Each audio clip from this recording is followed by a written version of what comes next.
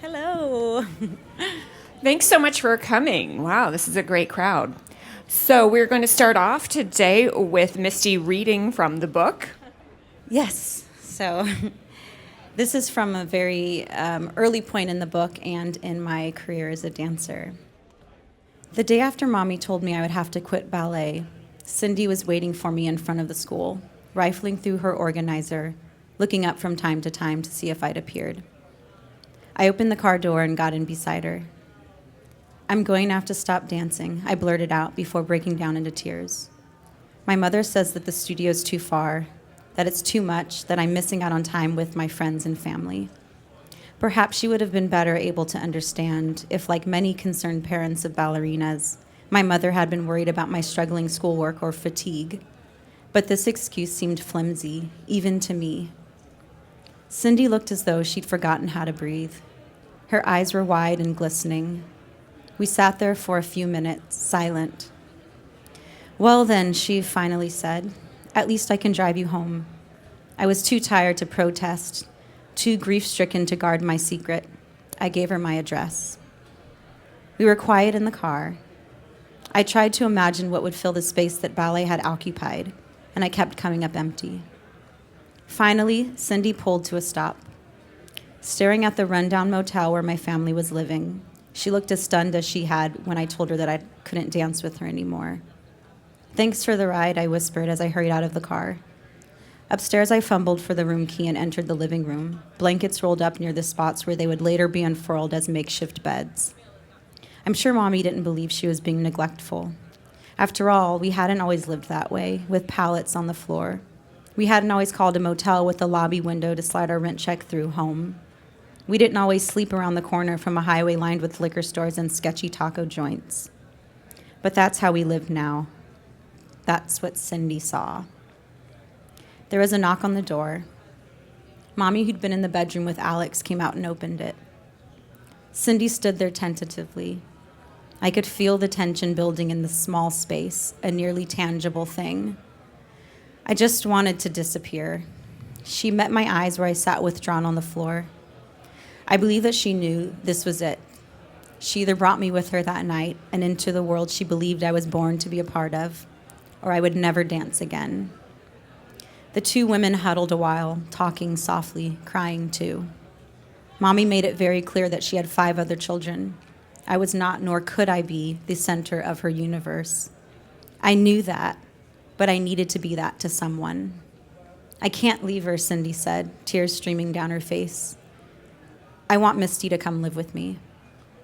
Then Mommy sighed and looked around the crowded motel room, and she let me go.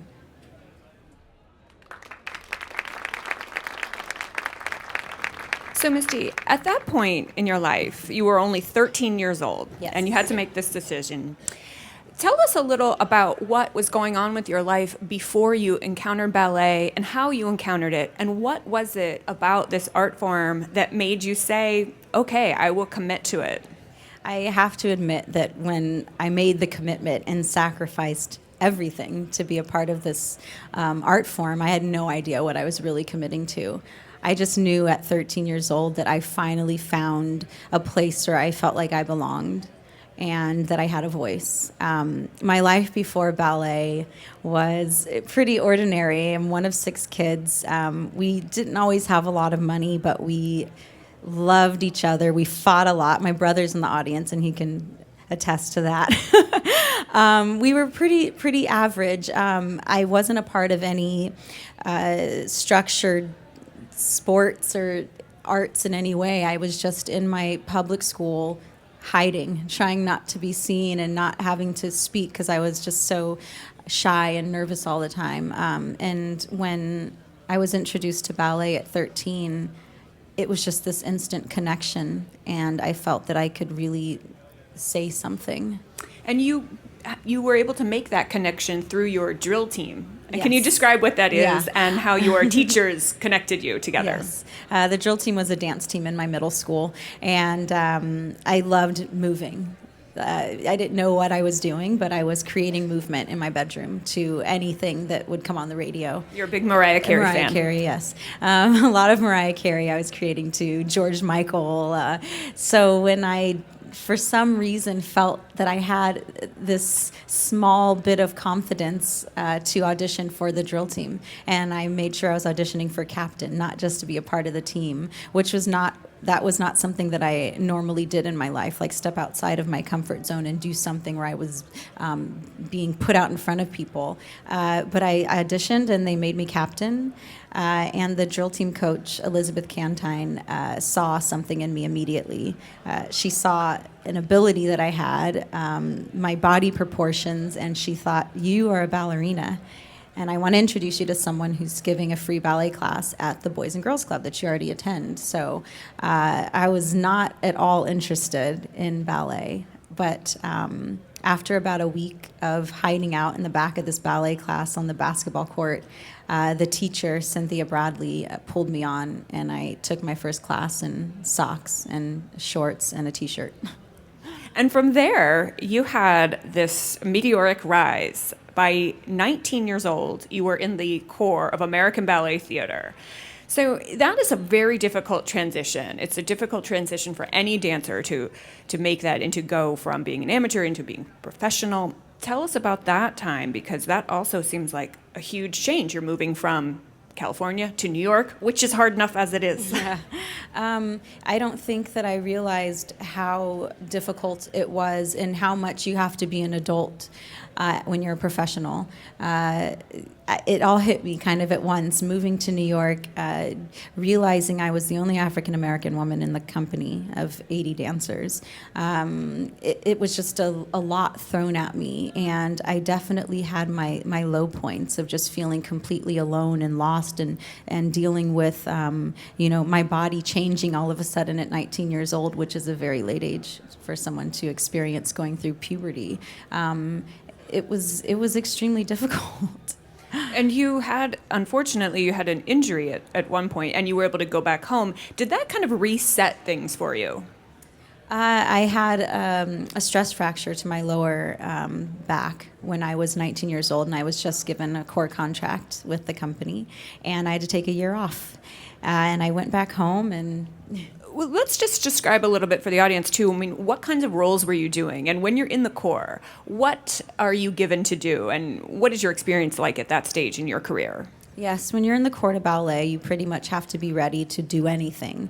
I was dancing in every second act, white ballet, Swan Lake and the Bayadere and Giselle, and learning all the choreography of the contemporary works, especially because I was so capable of moving in that type of movement. I was learning almost every principal role when it came to those ballets, on top of trying to take any opportunity I could if a guest choreographer approached me and said, I want to work with you. So I was kind of taking all of these things at once, and it was just too much on my body, and I ended up getting a fracture in my back. I went home and just hung out for the first time ever as a teenager. I got my driver's license. I was a normal person for once, and I don't think I really understood all that was at stake in New York and that I was missing out on. So when you came back to New York, you were over the injury, your body had started to change. At what point did you say, all right, I really have to focus and work in a different way, maybe sharpen up or do this or do that differently? Just walk us through that next process, because that also seemed like a new challenge. Yeah, I mean, I've had so many extreme injuries throughout my career, and I've learned so much from each of them. But that one specifically was a huge shift for me. The company was treating me a little bit differently. I was no longer this extremely capable, ideal ballerina. I had transformed into a woman, and I didn't know how to take care of my body along with this injury. So it was almost like I was rebelling at the time and just trying to find my place.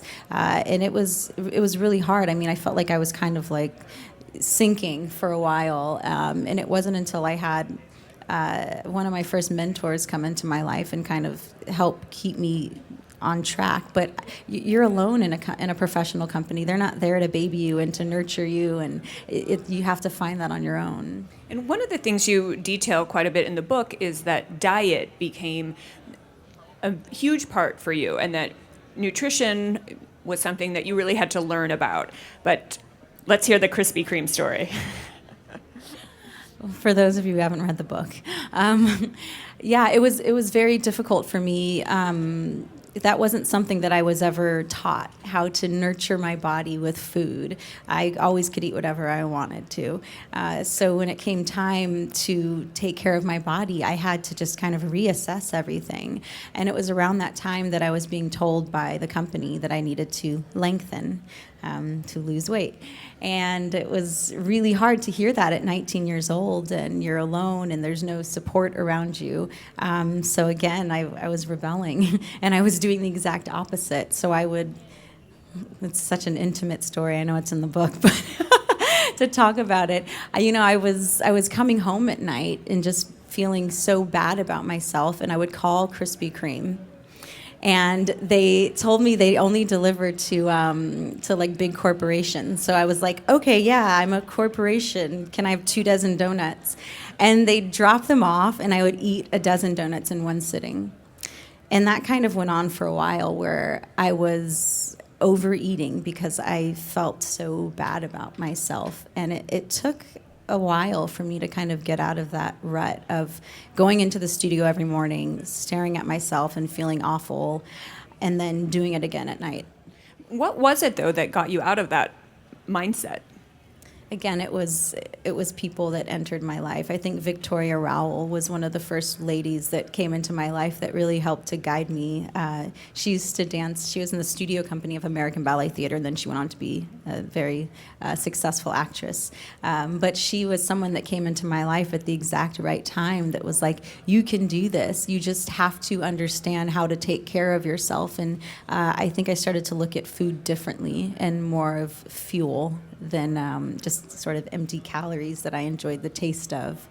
And let's talk about another person who came into your life, Prince, which was very exciting. Let's just talk about his role in your life and how that came about and what you've done on stage for his concerts and for him.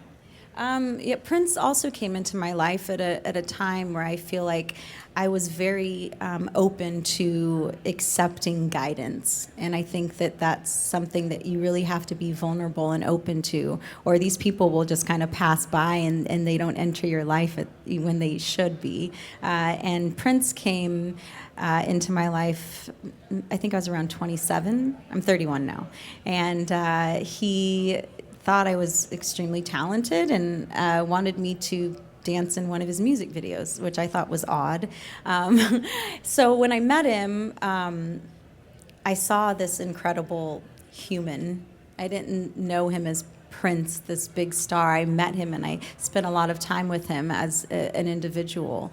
And I learned so much about myself and about, again, just being even more vulnerable. I think in order to grow as an artist, you really have to have that side of yourself be open. But I went on to perform with him throughout France. And then he created his Welcome to America tour around me.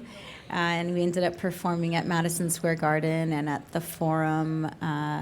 Yeah, it was an incredible experience, a completely different experience from getting to know him as this person and then stepping on stage with him. Those were a different type of nerves that I'd never experienced at the Metropolitan Opera House. Let's talk about some of your best roles that you've enjoyed the most and you've gotten the most out of. And maybe let's start with Firebird, which is such an important ballet and is a huge point in your career. Yeah, getting the opportunity when I learned of being cast. No, I learned of being told that I would learn the part, which happens a lot. I've learned many principal roles throughout my career, and it's an honor to be in that position and go through the process of learning choreography, but you don't always get to perform it. So when I learned I would be learning Firebird, I was so excited, and I knew that I was going to take on this character as if I was going to perform it, even though I didn't know for sure. And it's also rare. at this point in someone's career, after I think it was 11 years that I'd been in the company when I was given this opportunity, it's very rare at that point that you're given the first principal role. If you don't get it in that first maybe 3 or 4 year window, it doesn't really ever happen. So I knew that this was my moment to really bring it in this role. And I just approached it with just such intensity. And so by the time it led up to my premiere in New York City, there was so much fire inside of me waiting to come out. And there was a picture of you. You were the face of American Ballet Theater for quite some time. Let's just, maybe you could just tell the audience about seeing yourself in that giant banner in front of the Metropolitan Opera House. How did you feel when you saw that? I had no idea that was going to happen. I did the photo shoot and I saw the pictures and I was like, wow, that's amazing that I'm like, they chose me to be the photograph that usually is sent out to, in the mail. But I was, it was the first opening night of our season at the Metropolitan Opera House in the spring.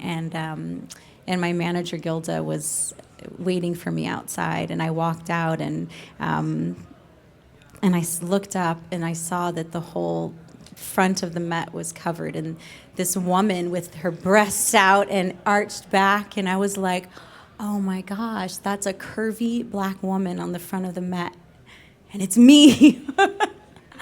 And we both cried because it meant so much more than just like, oh my God, there's my face on the side, but it meant so much for the African American community to feel welcome in that space. Well, let's talk a little about race in ballet. This is a subject that you've been very active about, and you're helping American Ballet Theater with their new initiative, Project Plie. Tell us about your experience in ballet. I was very grateful that Rachel Moore, the CEO of American Ballet Theater, came to me with this idea of Project Plie because she knew that I've had firsthand experience in it. And it's helpful to hear the negative, the positive, to really understand what minorities experience in such a fine art form. My experience, it's been really difficult to exist by yourself, but for me, it's been harder to hear the stories of other dancers who come to me and share their experiences. Young dancers who have been told to do modern dance or hip hop because it will be easier for them, or by the time they spend their entire childhood training, the chances of them getting into a top ballet company are really small, so they're told to do something else. And that's just kind of motivated me to use this platform to bring it to a broader audience and to show these young dancers that I'm here, and so it's opening doors for them as well. Why do you think that there are so many more men of color than women of color in ballet? My experience is that I just think that the woman completely represents what ballet is, and it's not the man, for once. And so it's easier to, number one, we just always need men in ballet and in dance, so we're going to take the talent we can get no matter what color they are. But for a woman, she's really representing this historic, traditional art form that has always been a white woman. So it's difficult for people to see something else in that position, as well as I don't think that the training is accessible to every community from a young enough age to get them to the point to get into these elite companies. And that's a lot about what Project Plie That is a lot about, yes. Okay. ABT.org. Looking to the future. Okay, so are we ready for questions? Everybody got some questions out there? Hi, I was just wondering, what does your daily schedule look like being a part of American Ballet Theater? Yeah. Being a part of ABT is a full-time job. And a typical day is ballet class at 10:15. It goes to 11:45. We have a 15-minute break. And then we rehearse from 12 to 7 p.m. We normally have a lunch break from 3 to 4, but most of the time we don't. So you're constantly eating snacks. That's just during a rehearsal period, but performance, it's even more intense. We're in class at 10. We're doing a spacing. We're doing a tech rehearsal. We're doing a full run of the show. We get a small break for dinner, and then we do the show. So it's nonstop. Hello. Hi. What is your favorite ballet and why? I've been saying La Bayadere a lot lately, which I love, but I'm going to say Coppelia because I'm about to do it. And I'm like obsessed with it right now. Every morning I wake up and I watch the videos of Paloma doing it. I'm still a bunhead even to this day. I'm premiering Swanilda in 2 weeks in Abu Dhabi, so that's like all I'm focused on. So Coppelia right now. Hello. Hi. Everywhere I dance, I'm known as the little bit. What advice would you give to a small dancer? I'm small too, so I understand. You can't even think about that. You have to dance so much bigger than everyone around you, and not think about. I mean, there are ways of using the mirror and making yourself look bigger, if you want like specifics. There are just ways of using your port-a-bras and your upper body that really make you look longer. Even if you were, are you a ballet dancer? Okay. Even if you were standing in a B+, that you would, so you would, instead of shortening it this way, you would really make it much longer so that it creates like a really long line rather than just everything you do you have to really use the mirror and make yourself look as long as possible. But I'm 5'2" and I'm there, so. Hi. So Hi. I started ballet at a late age, like you. So what are some challenges you experienced starting later? The challenges I experienced from only 4 years of training and becoming a professional was that there are no shortcuts in the ballet technique. And there were so many holes and gaps in my technique that I'm still to this day learning about. But I think as dancers, we never stop learning and improving and reassessing our technique. But it was kind of going back and just understanding the real basics of what I was doing. And it wasn't about just like hitting a pose and kicking my leg up, but like the quality of getting there that I'm still learning. Hey, Misty. Hi. Just wanted to know if there was any differences in mental prep from your normal ABT performances to the performances with Prince? Oh, yeah. The mental prep that goes into doing a full-length ballet and preparing to be a character is so intense. And just understanding how to translate the choreography into telling a story. The mental strength that it takes to be a classical dancer it's intense.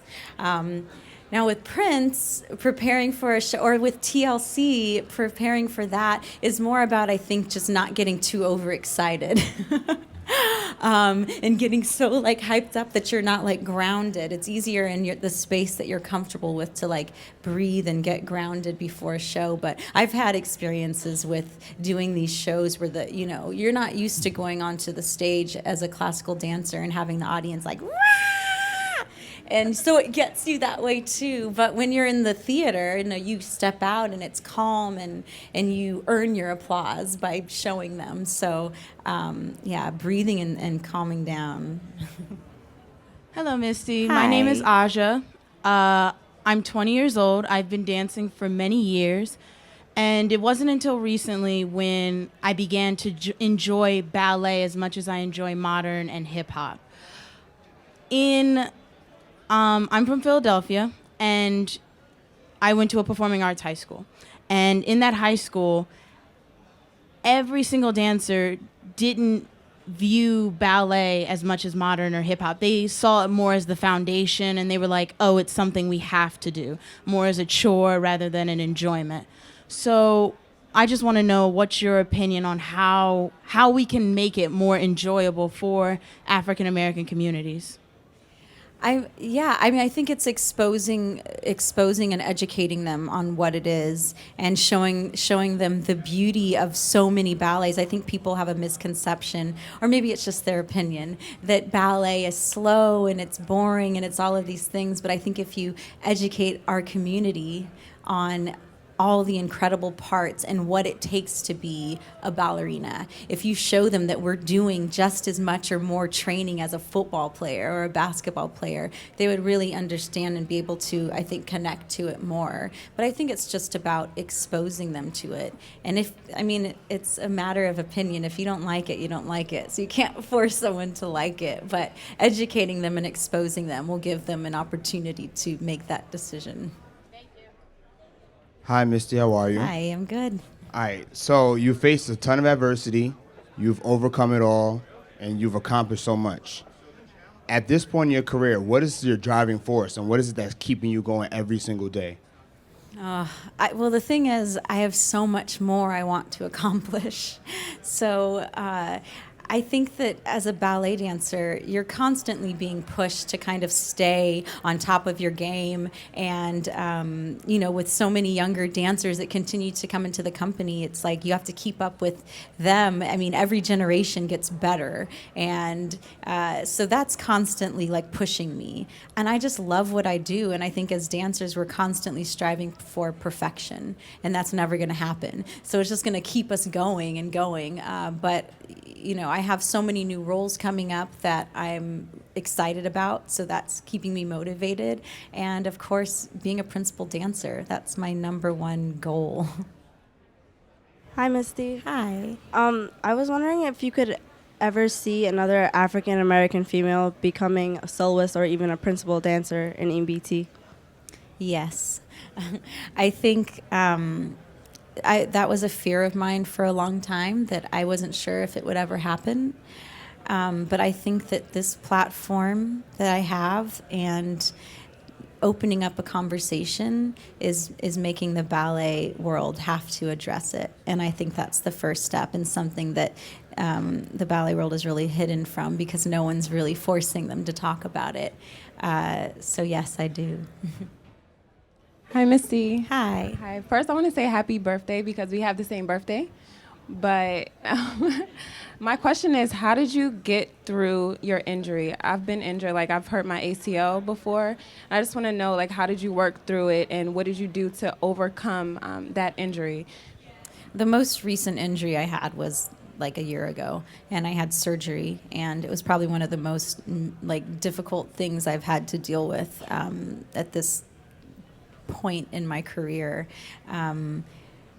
I was giving an interview earlier, and I was talking about all that it takes to prepare for a surgery, or just you have to have your body in tip-top shape no matter what injury you have. So you have to find ways of working around whatever that injury is. For me, I had 6 stress fractures in my tibia, and I knew I was going into surgery to have a plate screwed in. So preparing for that, I was swimming, I was doing Pilates mat classes, I was doing floor bar classes, I was just constantly moving in a way that wasn't going to hurt myself, because going into a surgery or something like that, you should be in the best shape possible. And then as soon as I was given the go-ahead and I could take that cast off, I was doing all the same things. I think mentally it's healthy for you as well, just to keep the body moving, especially as dancers. Mentally, I think it helps us to heal. Hi, Misty. Hi. Really enjoyed your remarks. Thank Congratulations on your endorsement deal with Under Armour.